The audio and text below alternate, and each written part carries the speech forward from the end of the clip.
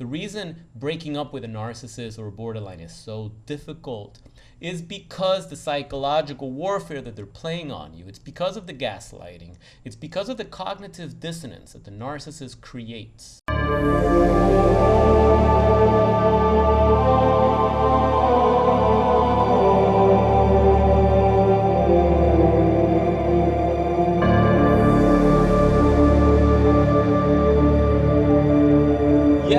Yes, welcome back, my friends, to another special episode of Psychopath Exposure, because today is a big day. But first, we're going to talk about borderlines and narcissists and psychopaths and toxic relationships, because that's what we do here.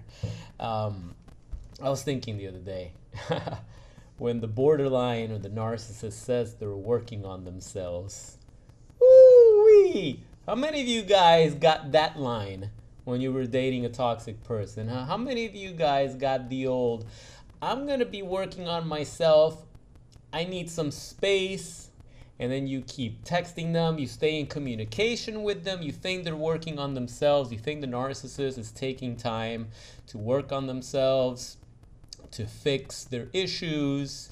You think the narcissist is going to therapy, you think the borderline is going to therapy. You think that things are just, maybe if you just cool off for a little bit, they're going to get it together. You guys are going to get back and work things out. And it's cool, because they love you. They tell you they love you. And because they love you, they know that you guys are going to end up together anyway. So you got nothing to worry about. It makes no sense that they want to take time out or time away for themselves. It makes no sense because they love you and it doesn't matter. Like, we're going to end up together anyway. Oh, I remember that. I remember that line. Yeah. Well, predictable outcome, and they're in hell now. So, wanted to take the time to highlight a comment that came in from Michelob. He goes, I seriously thought that if she could just understand that she was being narcissistic because of some things she was going through at times. That's a weird sentence. That sentence went nowhere. Hold on, was that even a sentence? LOL, wow, I was fooled. I kept on texting with her while keeping boundaries in place. Let me tell you guys, I made a big mistake. She wasn't working on herself at all. It's the same old bullshit. I know now I have to surrender to the fact that she will always be who she is and will ruin my life if I don't let her go and move on with myself and work on me. She is so evil, and I refuse to lose myself any further. It's all an inside job of self-love and filling ourselves with joy. So much thanks to you, Kira, and everyone in the comments for making me see the truth of it. We have all experienced the same exact thing. The good news is we can overcome it, and we are so much wiser on our life's journey. Peace and love, my peeps. Have a great night. And a great night indeed it shall be. Thanks for sending that in. And yes, I agree. I agree. We can overcome this. A lot of us have overcome this. But you can't overcome the narcissist abuse, the trauma. You can't overcome that type of trauma if you're still dating the psychopath, or if you're still dating the narcissist or dating the borderline. You can't overcome that because you're still consuming the poison. You're still living in that toxic relationship. You are still living in the brain fog that these disordered, mentally sick people put you in. The borderline, the BPD, borderline personality disorder, the symptoms overlap with narcissism. You're gonna see it. A lot of borderlines will tell you how crazy they are, and they say that as a highlight, like if it's a great thing that they're crazy and that they will drive you crazy. You gotta really pay attention to the thing that these disordered individuals say to you. And for the untrained, for the unexperienced person that's never dealt with somebody with borderline personality disorder or someone with narcissist personality disorder, they have no idea what they're walking into, and they fall for traps like this because, believe me, I fell for traps like this. When your narcissist is telling you that you are the love of their life, and that no matter what happens, no matter what comes between you guys, they know that you're gonna end up together, and that they're confident that no matter what happens, they will transcend time and be with you. And it makes you wonder, but why can't we be together right now? Why do you have to go and be a cheater? Why do you have to go and betray me? Why do you have to go and live a double life? Because that's what narcissists do. Narcissists live a double life. Sometimes a triple, quadruple life. They have to do that, but they hook you and they keep you in place, or they keep you in check with the false promise, with the empty promise that you guys are going to end up together anyway, and that the relationship is never truly over. Nothing's truly over, right? That's the line that they feed you. So they tell you they need some time off. They tell you that they need some space. They need time to work on themselves, right? So they can be the person that you deserve, right? The narcissist is going to take time away from you, the love of their life, to work on themselves without you, so that they can be the person that you deserve. Now that's crazy, that's crazy talk right there. Relationships are about growing together and becoming your greatest version together. You're each other's ride or die. You guys are there for each other. After all, most relationships turn into like a long-term thing. You eventually start a family, right? Whether or not you have kids, and most people have kids after they've been married, right? You're supposed to be there for one another. You grow as parents, and then you're there for your children or your dogs, right? Or your cats. You're not supposed to call it quits and take time away to work on yourselves. That's horseshit. What's really happening here, the narcissists or the borderline, they're cheating on you. They're sleeping with other people. They need you to be away. They need you away so they can spend time with the new supply. All the while giving you empty promises and empty hope of their return. Now, when you've been stuck in this narcissistic fog for so long, you start to believe the bullshit that the narcissist feeds you. You start to believe the bullshit, okay? And when they tell you things like that they need to work on themselves, and you're like, okay, I'm going to respect that. But I'm going to keep texting them, checking up, making sure everything's good, like a little doormat, right? Like a little sucker. You're there keeping tabs. You wake up in the morning and you check your phone. They haven't texted you, and you're like, yeah, she's probably working on herself. She's probably at the gym right now, or she's probably in school. She's probably studying, or maybe she's getting up early, like she said, to work on her goals and to get to work early, or whatever it is. You really buying into that shit, and what's really going on is that they're in bed with the other supply. They're not at the gym unless they're at the gym with the other supply. Okay? They're not working on themselves. They're working on other things. Right? That's what's really going on. But by you keeping in tabs, checking in, and being supportive, you're being taken for a fool. That's what's going on. You're being taken for a fool. Yes, indeed, it's a huge mistake. I made that stupid mistake. Wasn't in there for too long, let me tell you. Just a couple of weeks, like exactly what I suspected just magically reveals itself, because it always does, guys. The truth, the narcissist betrayal, the narcissist double life, all the evidence that you need is always materializing right in front of your eyes. It's just that you choose to look away, because you know that if you find it, you're going to have to make a decision. You're going to have to either stick it out like a sucker, right? And walk back into the relationship with your tail tied between your legs like a sucker, right? Or you're going to have to stick to those boundaries and stick to your word and terminate that relationship and call them out. Oh, you cheating son of a bitch. That's it. Pack your shit. A lot of people don't want to do that because it hurts, right? And the worst part is when you're dealing with a narcissist or a borderline, making a simple decision like that, because let me tell you, that really is an easy decision. The reason breaking up with a narcissist or a borderline is so difficult is because the psychological warfare that they're playing on you. It's because of the gaslighting. It's because of the cognitive dissonance that the narcissist creates. Otherwise, you're speaking with two rational individuals, and one of them fucks up, and they know that they know they screwed up, and there's just no way back. You can talk it out, and both parties understand that it is what it is, and it sucks, and there's tears, and yeah, there's yelling, and this and the other.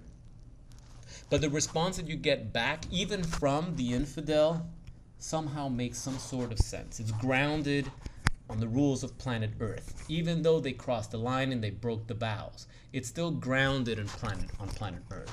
When you're talking to a narcissist, when you're trying to rationalize things with an irrational person, like a borderline, like a BPD, like a fucking psychopath, the things they say are not grounded. They're from another planet. And you sit there and it's like, how, they have the audacity to say that? Well, maybe I'm confused. Maybe I'm the one that screwed up. Maybe they're right and I'm wrong. Maybe they are right. Again, something coming out of another planet. I need time to work on myself, and I know that no matter how much time passes, we're gonna end up together. I know that you're the love of my life. I know that you are my person. And yet, I need time away from you to be with the other supply that they're cheating on. Well, yeah, they're cheating on you, but they're also cheating on them. That's the thing, it's a double life. Guys, don't forget that the new supply is being cheated on too. Don't think that the new supply knows what's going on. Yes, there are situations where the new supply is just like the side chick, and she knows that the narcissist is married, and she knows the narcissist is having an affair, but she has this false hope. She has drinking the Kool-Aid, right? She has taken a bite of the demon, and she falls for it, and she thinks that the narcissist is going to get a divorce and that they're going to be together. Again, think about that. The narcissist has a family, and the narcissist has children and has a house. Is cheating on his wife, destroying, wrecking the marriage, wrecking that family. Because you got to think of the kids too, right? You have to think what that does to the children. And they're promising you that you guys are going to be together. That is just a bunch of baloney. But it happens, and it happens every day. Now it's interesting, the borderline woman is so crazy. That crazy talk. That they convince you that they truly love you. They convince you, because the borderline girl feels so much emotion. They are so emotional. And the thought of losing you drives them crazy. Remember, they're the ones that say they're super crazy.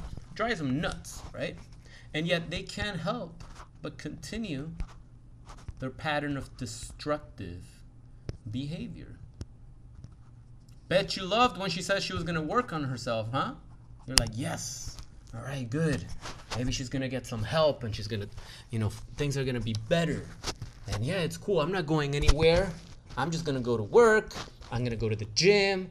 I'm going to, send her a text. I'm going to show up at her job and give her a little thumbs up and walk away like a creep. Because that's what creeps do. No, they're not working on themselves. They're evil. They are wicked. They are in another relationship already with the new supply. The narcissist will play you and will play the supply too. Everybody in a narcissist entanglement is getting played. You're not going to win that game. The only way to win is not to play. That's right. You have to cut your losses. When you realize this is the BS that's going on, you have to cut your losses and drop everything and go. And that's the end of it. Like you said, she will always be who she is. And she's going to ruin your life. The narcissist will ruin your life. The longer you stay in a relationship with a toxic individual, like a narcissist, borderline, a psychopath, the longer you stay entangled in that fog, right? And that cobweb, the more your life turns into shambles. There's just no way around it. It's unfortunate. Nobody said this feels good. Think of all the time you wasted dating the narcissist. Think of all the years invested into that toxic relationship. And now you realize, wow, I'm going to have to start over. While she is just going to continue that other relationship that she was having behind your back. Until she destroys it. Because she will. Until she realizes, uh-oh, the grass isn't greener. With this guy gone, I'm not really happy with this loser. And then that's when the narcissist tries to hoover and they try to come back. We've all experienced that. And if you haven't been educated in this, if you're trauma bonded to the narcissist, if your boundaries are weak or you have none, if your self-worth or self-esteem is shot, you will take back the narcissist when they hoover. And they will betray you again. Guys, right now, drop a comment real quick on this video. Let me know how many times did the narcissist betray you after the first time. Okay, so the first one doesn't count. It's how many times after did they betray you? How many times did you take them back, right? And they cheated on you again and screwed you up again. Like, how many times did it happen? You'd be surprised how high that number is for a lot of victims of narcissistic abuse. I remember I tried to break up with my psychopath ex 7 times. Each time I went to break up with her, and I had damn good reason to, I couldn't do it. And I would give her the benefit of the doubt, and I would forgive her and give her another chance like a dumbass sucker. And I will get screwed again. And that wasn't the only toxic girl in my life that I gave chances to. Okay? That's why I always say you have to fix that picker. You gotta fix that picker. If you keep attracting toxic people, if you keep getting into relationships with toxic people, you're attracted to that toxicity. Okay? It's like it's an inside game, guys. Okay? We are not angels. We are not perfect. We got a lot of shit too, and there's a reason why we gravitate towards people that end up manipulating and abusing us. There's a reason for that. And if you conquer that area, if you conquer and you have boundaries and nobody can come into your life and manipulate you like that and betray you like that because you're just not going to have it, there will be other areas that someone in your life is going to come in and test. Life is all about tests. It's like playing Portal. It's one test after another. One test after another. Right? The harder the tests, the greater you grow in skill and wisdom and life experience. But if you're stuck failing the same test over and over and over again, just wasting years, wasting your time here on the planet that's finite, right? Continuing to be entangled with a cheater, with a traitor, with a liar, hoping that they're going to change, hoping that maybe this time, now that they've screwed me over 3 times, maybe this time they realize that I'm not going to put up with it again. Nope. The minute you take them back, they respect you even less. they respect you even less. It's like a subconscious thing. It's subconsciously. It's just, they just have no respect for you. You keep taking them back. Like imagine, I mean, you don't have to imagine because I'm sure it's happened to everybody here, but let's just, right, imagine. You catch your narcissistic romantic partner having an affair. You catch them. You have video evidence. You have emails and texts from the supply that has told you. Right? Because maybe they found out that you were in the picture and they're like, who the hell is that? And this big drama happened. Imagine you have that information. And instead of cutting ties with the lying, cheating traitor, you go to war. You go to war with the other supply. Like, the fuck? And that's how the narcissist can manipulate you. Like, now you're fighting over that piece of shit. No, guys, wake up. Wake up. Like, once that happens, once there's somebody else involved, that's the end of that relationship. That's the end of that friendship. Like, that's it. If you stick around, you're a sucker. All right? That has happened to all of us. Hopefully, all of us have learned our lessons and make sure that never happens again. But if you stick around, your life will be ruined. So, thanks for sending that in. Michelob, I hope you do indeed let her go and move on with yourself. I hope you do indeed find self-love and learn how to fill yourself with joy. Because you're not going to find love or joy in that broken, despicable, disordered traitor. Promise you that. So, best of luck on your journey. And same goes for everyone, guys. Best of luck moving forward. I know it's difficult coming out of these narcissistic entanglements. I know it's difficult when the narcissist or the borderline hoovers and makes empty promises, and you look around your life and you're like, oh, I'm alone, I don't have anybody. That's the person that I truly love and care about, and you buy into that bullshit, and then it bites you in the ass, and then you just end up wasting more time, and we don't want to waste any more time around here. All right? If you're still struggling trying to get out of a narcissist entanglement, if you're still struggling managing a toxic relationship with a borderline, with a psychopath, someone with NPD, like, do not hesitate to reach out. I have a private one-on-one coaching program. I can work with you. We can work through this together. So you can see that there is a light at the end of the tunnel. There really is. It's just been, it's cast a shadow, like the clouds, the fog. The narcissist has cast a shadow, right? It has dimmed that light, but it's there. Trust me, it's there. So I have a link below in the description. Just feel free to check that out. See for yourself if we're a good fit for each other. If you're interested in more details about my coaching program. Right now, guys, I want you to check out this video.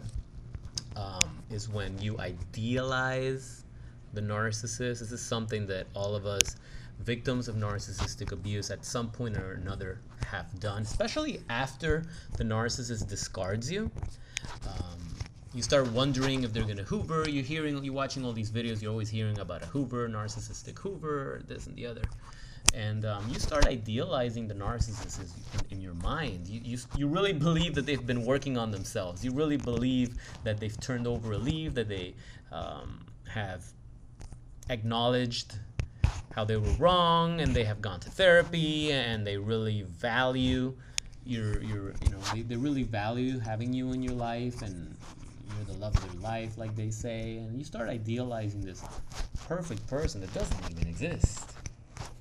Check out that video so you can wake the fuck up and understand that a lot of times why this toxic nightmare continues is because we are idealizing this monster to be something that it's incapable of being. And then when reality hits, like, ooh, that is too late. So check out that video. I've got a link up here. You can watch it right here. Or I also have the link below in the description of this video. Okay? So thanks for sticking around, guys. Drop a like on the video right now if you haven't already, and subscribe if this is your first time watching this video, so you can get more of these videos pumped into your feed. All right? Thanks for all the support, all the comments, all the love. I appreciate you guys. Love you guys. Stay strong. Keep moving forward. See you guys in the next video. Have a good night.